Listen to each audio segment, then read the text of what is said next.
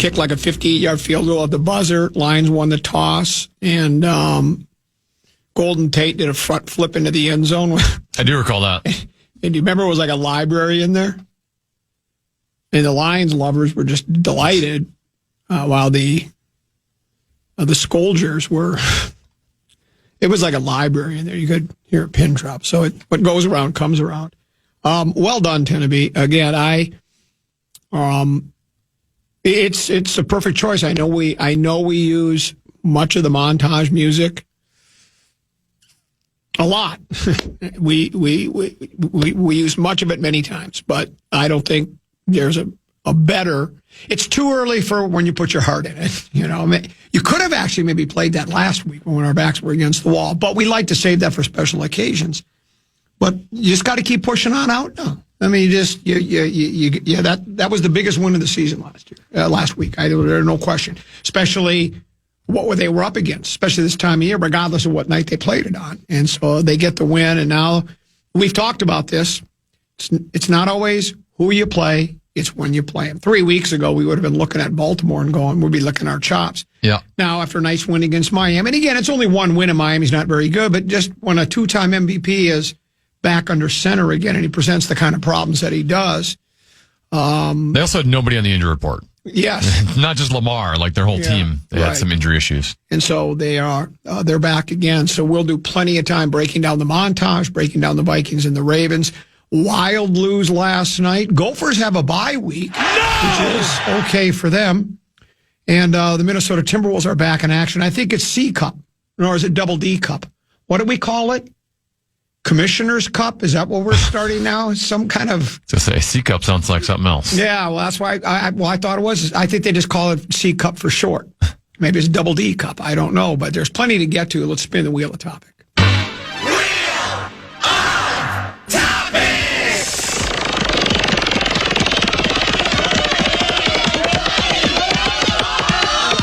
Commons golf. Well, games. you know, it's worth talking about today, too. What did you shoot today? 77 Sunset Strip. 77 Sunset Strip. Where'd we play? Loggers Trail. Where'd you hit it on? Well, One? it depends, the first time or the second time. It's a long story. I started on one, was 3 over through 6. So, you know, number 7, great hole. Too bad you got to walk down at single file. I hit a drive down the right side. I get up there and I can't find the golf ball anywhere. And there's not even that many leads. Well, I hit it so well. I hit it over the hill, over the hills and far away, as Led Zeppelin once sung. It was over the cart path, short of that. You know, there are those 2 bunkers about 100 yards out on either side of the fairway. Short of that. And there's that large, I don't even know what kind of a tree it is. It's a monstrous tree. I think it's a redwood is what it is. And there's a huge branch hanging over. So I got about 95 to 100 yards. And I'm blind to the pin, and I got to hit just a little punch. And I don't have to hit a low punch. I just can't hit the ball up in the air. It'll hit that branch. I guess I thought I was Joe Mauer. I did the Joe Mauer quick swing. I missed the ball. Missed it completely. You've got to be kidding me. Uh-oh. Now I'm hitting 3. I dead shank it. It's gone. So I take a drop in 4. Knock it in the bunker in 5. Blade it out of the bunker in 6. Back over in 7. And I go, well, this is ridiculous. I'm just going to go play 9 holes and end the season, because this is the last round of the season. By the way, closed circuit to those that love Wheel of Topic. This is probably the last Wheel Topic of 2025. Though we've been talking, yes, but we've been talking about doing Wheel of Topic podcast. So what we're planning to do is we're going to go back and it's actually going to be, it's a podcast, but it's going to be called Best of Wheel of Topic is what we're going to do. And we're going to put that together so that anytime you want to go over one of Commons Browns from this past year, you just be able to go to, go to the iHeartRadio app, go to our podcast page, and you'll be able to find Best of Wheel of Topic. So I go and I just go out to 10, and suddenly I just start playing brilliantly, and I make the turn at 2 over. And I'm thinking, well, I was just planning to play 9, but now I'm like, Well, now I got to go back. There's nobody out. Well, so you started at 10, but now you're acting like you started your round over. Well, I did start my round at 10. I just went to 10 because there was a couple people teeing off. There were a couple groups going off to 1, so I didn't want to get behind them. So I'll just drive out to 10 and play from there. Well, I play 2 over, so then I go to 1 because there was only 20 people on the tee sheet today. Why wouldn't people be out there playing today? Actually, right now, it's not bad at all. It's almost 50 degrees. It's gorgeous. There's barely any wind. It's gorgeous out there. And then I go and I shoot 3 over on the back, and I almost let it get away. I get to 9, the 90-degree dog leg right. Perfect drive. Then I hang on to the hybrid, and I watch it kick right up into the mounds. I got to look for it for like 4 or 5 minutes. I find it. I got 148 to a back right pin. No, it's more of a middle pin. Now, I'm in the thick rough and have to go over that water, and I'm thinking, and you know what, Teneby? If it's sort of like how you used to feel about playing the Blackhawks. My teeth are chattering. So I'm like, well, yeah, I mean, I guess I got this shot in me. I can dig it out of the thick rough on an uphill side hill lie and try to clear the water, tuck it in close, and make birdie. But then I said, no, I don't want to throw the round away. So I just punched a pitching wedge out of the middle of the fairway, hit a sand wedge to about 30 feet, and just 2-putted for my bogey. So I end the year on a great note. This will be the very first best of that. By the way, Tim, you're responsible for it. Or maybe Nordo would like to do it, because you know how Nordo puts together, what's that thing we play at the end of the day? Like Vikings Rewind? Yeah, is that what it is? Or you're a fan on demand? Yeah, fan on demand. Maybe he wouldn't mind doing that. But it's all good. Someone's wondering if maybe you should have played Sad Eyes for the end of the golf season. Maybe we can do that Monday. We can do a double montage. I mean, it won't be. Are you crying right now? No. Well, you're rubbing your eye. That's something in my eye. Oh, okay. I thought maybe you were getting a little misty about the end of the golf season for comments. You just want to move on. I'm more getting misty. I just had to sit through this for the last 15 minutes. Yeah. Well, Look, it was a really special round for me today. It's important for the ambassador to end on a good note. Someone just said Wheel of Topic podcast. Yes, they're excited about it. See, people, there are people out there that appreciate this. So anyways, we got plenty to get to today. We'll talk about the Vikings. Other side of the break will be peek at the purple. I've got some thoughts. It was all Ducky and Bunny at the Friday football feast. I could tell. I caught the tail end of it. They're all hyped and jacked and well, they should be, I guess. But we'll talk about that game. And then coming up at 1 o'clock is Little Beef. Eminent Touch of the program. She'll be here for 2 segments. And then Parker Fox and Meat Sauce will be here for Program Password. That's at 1:30. That and so much more here on the Common Man program on the Fan.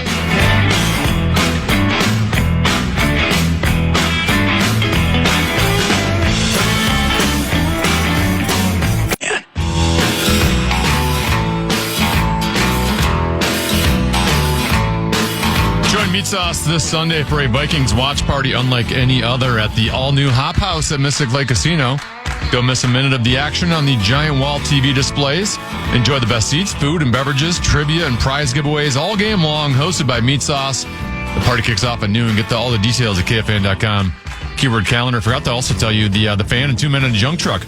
Want to give you a shot to win bonus bucks with our national cash contest? Just enter the keyword check at KFAN.com now for a shot at winning. That keyword is check. Enter now at KFAN.com. What's the name of the place again? The Hop House. Oh, yes, at that's Mystic right. Lake. Yeah, and what time will that be? That'll be at noon Very when good. the Vikings start. By the way, a lot of people are reacting to the announcement that we just made, a major programming announcement that Wheel of Topic podcast, Best of Wheel of Topic, will be coming to Fan on Demand soon. And this one says, I was thinking that along with the podcast, perhaps you'd consider compiling the transcripts of all the Wheel of Topics and putting them into book form. Having a beautiful hardcover book containing all the transcripts would be a book nearly every lover of literature would be happy to add to their library. I think that's not a half bad idea. Oh, boy. Because for those that, do like to read, take their time, go over it. Sometimes I tend to talk a little fast when I'm recapping my round, so that's probably not a bad idea. This one says, Teneby, when are you going to produce and release that first podcast of Best of Wheel of Topic? Here's another. says last wheel of topic, and all I really want to know is what you hit for your second shot on 18. See, this is what the listeners want. They demand it. And then, of course, there's this one that says, comment wheel of topic on collectible CD box set. That's a possibility as well. Makes a great gift-giving idea. So we'll be working on that. Time for Peek at the Purple, brought to you by our friends at Affordable Electric. Affordable-Electric is the place to go for all of your electrical needs. Affordable-Electric. And remember, Affordable Electric is... it's shockingly affordable. That catches me off guard every single time. I was looking at the Fish Wrap Factory West Side. Ben Gessling does a terrific job covering the Vikings. And on Fridays, they always do a Vikings-Ravens preview. Or it's not always Vikings-Ravens, just whoever they're playing. It's always a preview of the game. And the question he puts, that he asks in the headline, I think is the most pertinent one. Can Minnesota's revived defense slow Lamar Jackson and Derrick Henry? The Vikings return home full of energy after their upset of the Lions to face a Baltimore team ready to bully them in the trenches. And, that is a strength, right, of Baltimore. I mean, they're able to run the ball, pass the ball. Offensively, they're very good. Lamar Jackson is, I believe, 100%. He's playing. Yeah. And as you mentioned, too, nobody on the injury list. So we talk about overreactions. It did look like Baltimore was dead and buried, right? Were they 1-5 at one point, and now they're 3-5. So again, it's not as though they're sitting on top of the AFC North, but starting to get their mojo back a little bit. And that division, the Bungles are basically done, right? And the Browns are done. Yeah. It's Browns and Bungles, right? So the only team they're really battling there is Pittsburgh, and Pittsburgh's formidable and has a nice record. And then there's wild card spots. So. The Vikings did. I do think the Lions came in pretty high on themselves. I think, sure. After the way they played an almost flawless game against Tampa Bay, I thought. I mean, again, the offense isn't humming at the clip it has the past couple of years off of Ben Johnson, but they're still scoring points. They still have skilled players. Their offensive line got beat up in the Vikings game, but I think the Vikings were caught off guard. I don't know how much stock we put into the captain's speeches. If you remember, the head coach said on that for Saturday night before the game, all of the captains gave their little, 5-10 minute, win one for the Gipper kind of a thing. This is our culture. This is what we've done. J.J. McCarthy, or Nine as we like to call him, or likes to call himself, his alter ego, he said he was ready to play the game that night. The thing that's most impressive to me, though, the reason I like where the Vikings are at right now, Tennessee, is because they've adopted Paul Allen's love covenant. Because JJ said it. You heard it in the soundbite. It was the second soundbite of the montage. He said, we all love each other. Every one of them. Not just the players. Equipment managers, concessionaires, ticket takers, Karn, Rosie, PA, everybody that's involved in that organization loves each other. And when you love each other, love can conquer all. So I think we're in a pretty good spot right now. This team's so talented, but the most important thing is we love each other. Yeah. Every single one of us, coaches, players, staff, we have this tight bond that, is something very hard to achieve and you can't buy. And, it's just one of those things where, it's going to click and we're going to peak at some point, but we're not there yet. And, we're just focusing on our process and trying to strive for perfection every single day. He said that love covenant is something you can't buy. I just thought of a song. Can't buy me love. Everybody tells me so. I can't buy me love. Brilliant. No. Say you don't get me a big game ring, and I'll be satisfied. Yeah, I think there's potential there. We need to get I always love that one. One of our. We have so many musicians in the Tough Love Covenant. I feel like we've had less lately. Yeah, we have. They kind of got bored of this. I did send you the. Did you get that one was from like a decade ago? Oh, was that really? Yeah, if you looked at the date on the YouTube. Oh, we could still play it. But. Yeah, I thought it was brand new. Well, yeah, it was. I guess I forgot about it. There was an old folk song called 500 Miles, and then we turned it into 500 pounds. The horse lost 500 pounds. Well, I'm sorry, I thought it was brand new. You're right. We haven't had a lot. 11 years ago when it was Lend Me a Tenor Ukulele guy. Well, then why isn't Lend Me a Tenor Ukulele? I thought he, you know how an artist will like seemingly disappear? Yeah. And they won't tour. They won't put out any music at all. I thought he was making his triumphant return. It had got wandered off for a while and semi-retired, became a recluse, and all of a sudden he was going to come back with some. Because we've got Murph. Yeah.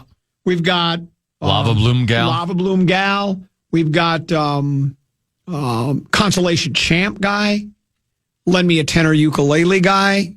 Tom Hips, he does the Common Man. There's so many great musicians in the Tough Love You Company. made a good Tennessee open as well for when you're yes, gone. Yes, the Tennessee one that's very good. So it's all good stuff.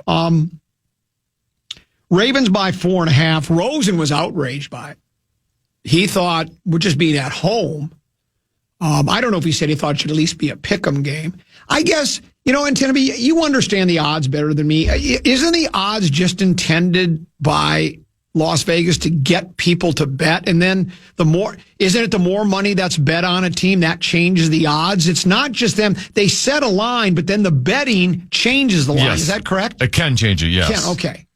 Yeah, so, the Ravens-Vikings line last I saw was Ravens -4. Let's say that's where they started it at. And a bunch of people started putting money on the Minnesota Vikings on the spread. That -4 could become -2. Okay. So right now, what I see in Gesslin's piece is Ravens by 4.5. 4.5. I've never been much of. I don't gamble. I have. I've told you the tales of being at the sports book when I'm in Las Vegas. The very rare times I'm in Vegas, I'm not a big bet on games kind of a guy. But I never take. I guess if I was betting money, I would take the odds into consideration. But when we're just talking about a game, I don't look at it and go, "Oh, Ravens 4.5." Yeah, that doesn't matter to me because the odds don't have any effect on the outcome of the game. I hope, put it this way, Tennessee, I hope there wasn't a one-off for the Purple against Detroit. That they win one for the Gipper speeches. McCarthy came back. Detroit was, I think, really they were kind of fat and happy. You talk about fat cats get slaughtered. I think the Kitties were fat and happy because then they had the bye week as well. I've brought up a couple of times where the coach had these comments Campbell was talking about. Yeah, we just got to tighten the screw here. We're really close. Almost as if we're about to peak here and watch out the rest of the league. We're going to be biting kneecaps. And if you're looking for us, just look on your front porch. We'll be there for you. Well, the Vikings had a surprise from Lions. Almost stole it late, but I don't know. I think it'll be a close game. Most NFL games are, unless it's a mismatch. So, but you'll hear it on this radio station. Our coverage will begin Sunday at 10 o'clock. The kickoff will be shortly after 12 noon. Short break. Come back with more. Peek at the Purple brought to you by Affordable Electric. Affordable-Electric for all of your electrical needs. You can trust Affordable Electric. Short break. Come back with more on the Combat program on The Fan.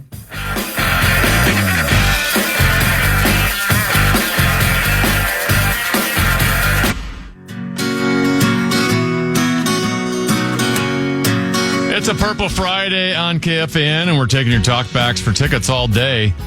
Finish this sentence using the talkback feature in the iHeartRadio app, Vikings fans.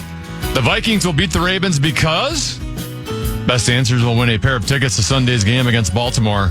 Get the full details right now at KFAN.com, keyword contest, and Skol Vikings. How about, could you read that and then I'll answer? Just yeah, you read the question and then I'll fill it in. The Vikings will beat the Ravens because with the government shutdown and 10% of flights being canceled, the Ravens won't make it to Minneapolis-St. Paul International Airport this weekend. You know what? I was just kidding. I think the Vikings are going to win. I can guarantee you this team is going to be one team whose base color is purple is going to win that game. Sunday. Thank you. I thought you would say that. You heard 9 say they have something different at the new Winter Park at TCO Performance Center. They love each other. Maybe the Wild need to. They must not love each other. What happened again? That's 2 kind of weird losses in a row. No, the other was a win. I'm sorry. They had a weird win where they almost blew the game with 0.3 seconds to go. They give up the tying goal. It goes to OT. Then they get awarded a goal with a puck that didn't even get into the net. because it was ruled by the officials that they think the goaltender was playing around there. He was pretending he didn't do it, but he knocked the goal off its moorings, and they awarded the Wild a goal.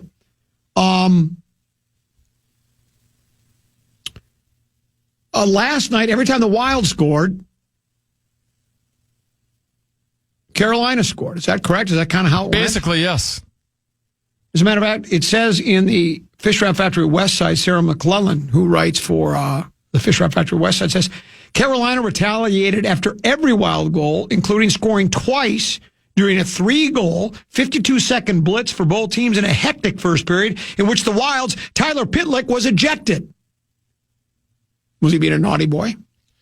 He had a big hit that they ruled. He kind of went shoulder into the guy's head, which is a no. Is that though he's not getting suspended for it? Okay. No, they already ruled on that already. Russo had reported that the league looks at those, right, and then makes a decision. Is that how that works? And I will say with this one, he got him in the head, but I think it was just I don't know if there was intent there, right? It's not like he launched up or was specifically targeting the head. I think it was just a matter of you're trying to put a hard hit on a guy and you happen to hit him in the head.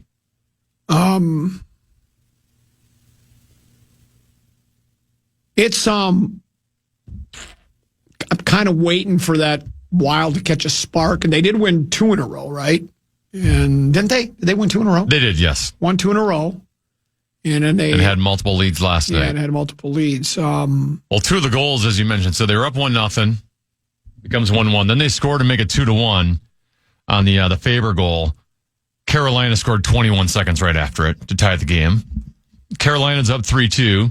Matt Boldy scores in the second period, just 37 seconds into the period. 9 seconds later, Carolina scored to regain the lead. So twice within the next 10 to 20 seconds, what you had to just accomplish was immediately evaporated. Right. And it's a combination of some defensive issues. 2 of the goals Carolina had last night were, one was basically like a 1-on-4 where the forwards are doing very little to slow them through the neutral zone. And then your defensemen expecting your forwards to slow them in the neutral zone are kind of get caught flat-footed. And then they had a second goal too on the power play which was basically like a 1-on-3, just on the rush. Wild has all the numbers there and are just not making a play.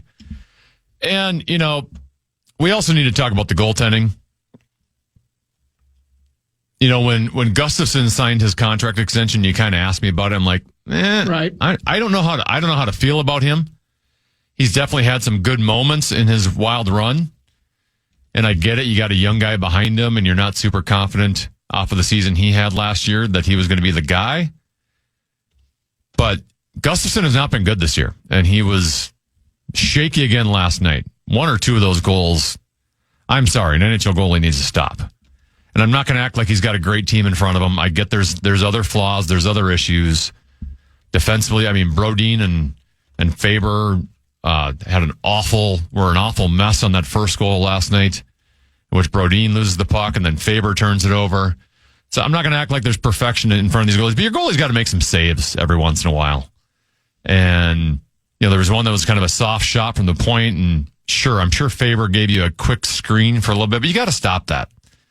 And the one on the rush that he gave up, which was beyond the top of the circle, NHL goalies need to stop that. So at some point, not that Volsted's been great, but the coaching staff so far in this season, it's almost like they've been playing Gustafsson as if, we don't want to rattle the cages with him. There hasn't been a game where he hasn't been pulled in the game, and he's had multiple chances where he could be pulled in the middle of games, just kind of send a message. They're still treating him as an A and Volsted as a B. And I don't know, from what I've seen through November 7th, I'd start giving Volsted some more looks until Gustafsson proves he's out of his funk, because he has not been good enough right now. And the team in front of him is not good enough to be able to overcome right. bad goaltending. Okay. Well, there might be others that agree with you as far as, this doesn't necessarily has anything to do with the goaltending, but my sources tell me ESPN, in their hockey power rankings, Wild are 29. Yeah. 29. Are there even 29 teams in the league? No, there's 32. 32. What 3 teams are below the Wild, for crying out loud? Yeah, that's not a good sign. The Wild right now, there's only 2 teams in the Western Conference that are behind them. That would be the St. Louis Blues and the Calgary Flames. The Wild right now have the third least points in the entire National Hockey League. So we always like to hope or like to think that our local teams are quality clubs and, that they can Van Halen it when needed. They can turn this thing around right now, right? But sometimes we've seen it here in this city and every other major metropolitan area that has professional sports. Sometimes, as Hovan said, sometimes it doesn't work. Guys in our training room laying on the line. And as you say, we are November, what is it? 9th? 7th. November 7th. How many games do we have we played so far? 15? They played 15. 15 games? And kind of the mantra in the National Hockey League is once you get to Thanksgiving. Yeah. Yeah, you mentioned that yesterday. That's when, I didn't mention that yesterday, but I've mentioned that in previous years. Oh, okay. Maybe that was Rosen that stole that from you. Well, that's kind of a cliche in NHL talk, so I'm sure Russo brought it up and he heard Russo say it somewhere. That's probably where he got it, okay.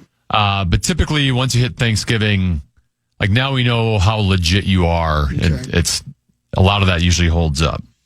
So we need to turn this thing around right now if we want it, because Thanksgiving is right around the corner. It's not We're that just far away. A couple 3 weeks out. And the only thing, far be it for me to be Ducky and Bunny. This is the tough love covenant. The only thing I guess I could say is, well, if it's another lost season, the only thing they have going for them is, and I know people are tired of hearing the Suter-Parisi thing, and then once the Suter-Parisi thing went away, we had all this money we were going to spend on free agents. But as you brought up, and others that are following the league a lot more closely than I do, the best free agents that were available, most of them re-signed with the teams they were with. And so as you brought, and I know you did bring this up yesterday, they didn't just spend money to spend money. I think sometimes fans just want to see that. But if it's like if you go, I think Guerin knows he needs a big fish. Yeah. You can't just go out and get a bunch of medium-sized fish, and that's going to help you. He needs to go get a big one, and the big ones were not available this summer. Yeah, have you ever bought produce at a grocery store, Tennessee? And that's a terrible question for you. Your wife probably does.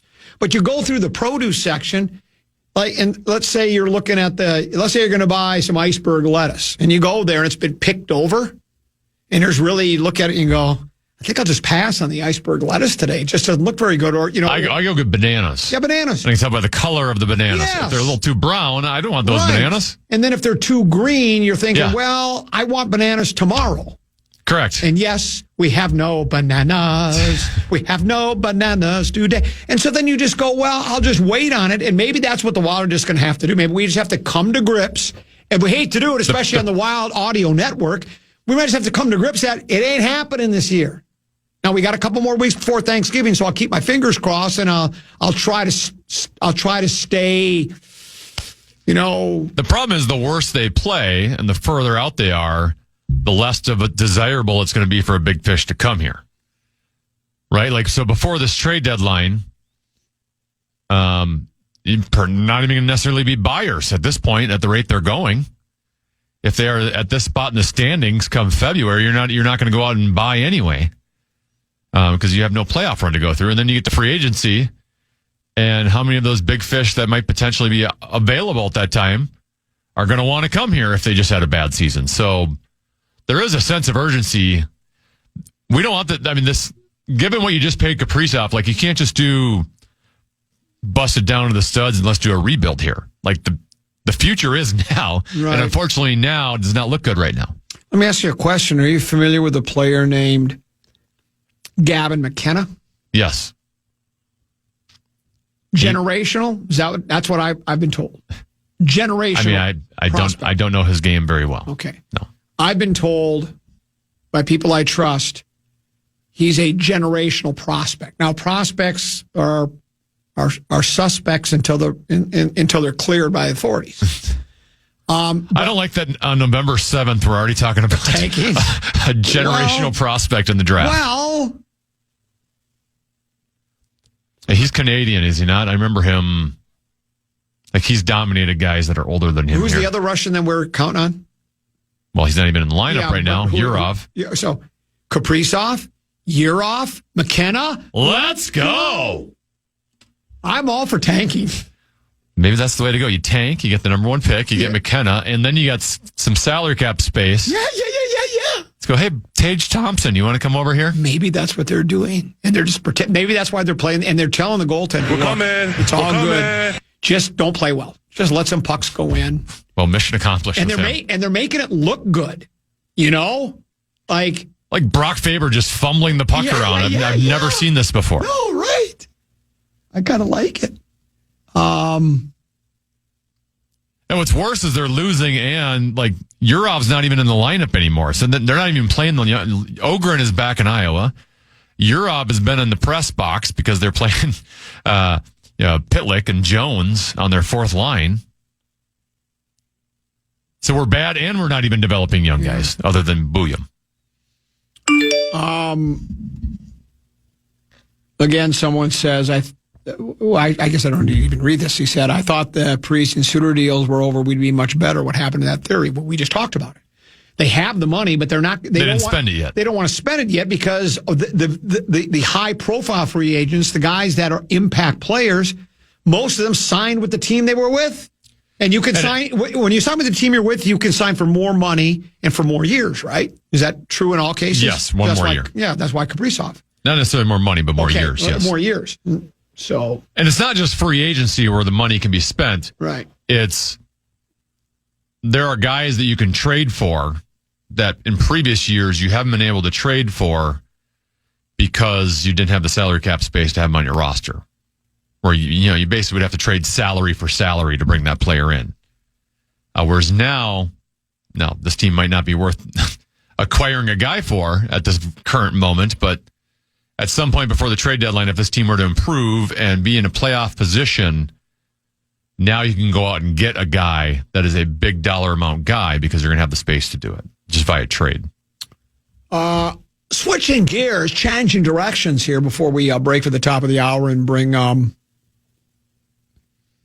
Smoke show from Glencoe, the little B, the feminine touch. Headline: Fisher Factory Westside Lavelli Neal III wrote this piece. Twins cut 5 players, including Jose Miranda. And the reason I bring it up is because you've heard me talk about this often over the years, where they pull that pocket protectors, those in the media that they're ball guys, they like the Twins, they want the Twins to play well, and they almost become part of the PR department over there. And they talk about what a wonderful farm system we have and all the great prospects we have. And we have all these young players where we have a deep and talented organization, farm system, and a deep and talented roster. Jose Miranda was one of those guys for a long time. He was supposed to be a mainstay on this club, and he had his moments. I was reading in Lavell's piece. It says Miranda showed great promise in his rookie season of 2022 when he was called up from St. Paul, hit .258 with something like 16 home runs to earn a spot in the starting lineup for 2023. But shoulder surgery scrapped that year before he rebounded at the start of the 2024 season and tied a major league record by getting hits in 12 consecutive at-bats. He slumped near the end of 2024, however, and that slump spilled into 2025 when he hit 167 in 12 games at the start of the season. The Twins sent him to Class AAA St. Paul, where he hit only 195 with 7 home runs in 90 games. Didn't get recalled even after the July 31 trade deadline purge that saw 10 major leaguers dealt away. In 298 games with the Twins, Miranda had 28 home runs and an OPS of 719, and I don't know if that's good or bad. I do know this. It's why again, let's go back to the prospects are suspects until they have an alibi or they're cleared by authorities. And this Moran is just the latest example. Even Royce Lewis, right? I mean, they're certainly not giving up on Royce Lewis, and I wouldn't either. But if you'll remember, he was at one time not just the number one prospect in the Twins organization, but if I'm not mistaken, if I recollect correctly, unless I'm misremembering, he was the top prospect in all of Major League Baseball. And he got off to a great start when he was here, and he had some injury problems several times. I mean, he's been injury riddled. He's been almost Byron Buxton, 2.0. And then he had 2 extended slumps. If you remember this past year, Tennessee, there was that list that the media published of longest hitless streaks in Twins history, and Lewis has got 2 of them. He's in there twice, like 0 for 30 and 0 for 40 or whatever those numbers were. Those might be too many. I don't recall the exact numbers, but you don't give up on Lewis for sure. But it just goes to show you this was a guy that we were really going to count on and be a mainstay. And part of the reason the team didn't play as well, they had that 13-game winning streak and all seemed to be right with the world again. And then they went in the tank again. And a lot of it had to do with because they weren't getting any help from Lewis. The one guy that seemed to be the constant was Buxton. And they had a couple of the other young guys that had their flashes. They'd play well for a few games and then they wouldn't. And the pitching staff was pretty good. But so my point is just because don't always count on the other thing you've heard me say a million times is if a team has 6 everyday players that are, and they all have really good years, it's always, they try to extrapolate it out to pull that pocket protectors that, now these guys are just going to get better. Well, they don't always get better, and Miranda is proof positive. Lewis so far is proof positive. Sometimes they don't get any better.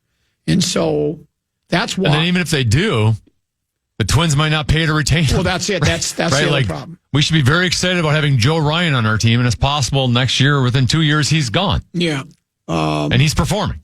Here's a text message that says, I am in no way defending pull-out pocket protectors, but the Twins do have a lot of good prospects and have had a lot of good prospects. And what my issue is with the team is that almost every one of them, when they get to the majors, has a huge setback in their development. I think our last coaching staff did a terrible job at keeping the development going once they reached the majors. Maybe that's true. That could be part of it. As a matter of fact, part of the emphasis with the Shelton character is they want to develop players. That's what they want to do. I do think there was conversations. And again, it's everybody's got to have a fall guy.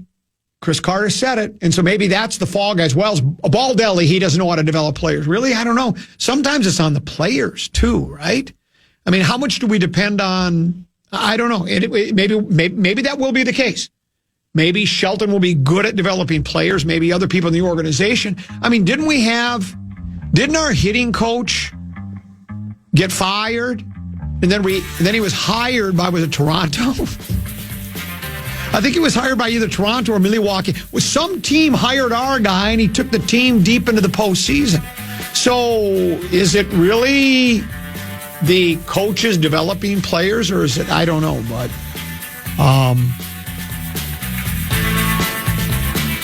was there a time when Tennessee was the biggest prospect at KFAN? Who would that be now? High Energy Halvey? Then he says, maybe it is High Energy Halvey. High energy, yes, definitely. If High Energy Halvey is our top prospect, I think we're in some trouble here. I shouldn't say that. I think High Energy Halvey does a great job. We're kind of like the Vikings. We're a very old, aging team with not a lot of good prospects in the system. Wow. That's sobering. But you know what? It's accurate. It's probably the truest thing you've ever said. It's the truest thing you ever spoke. But speaking of young, fun, hip now with it, wow. She's next. The Smoke Show from Glencoe. Feminine touch to the program. Lil B joins us next here on The Fan.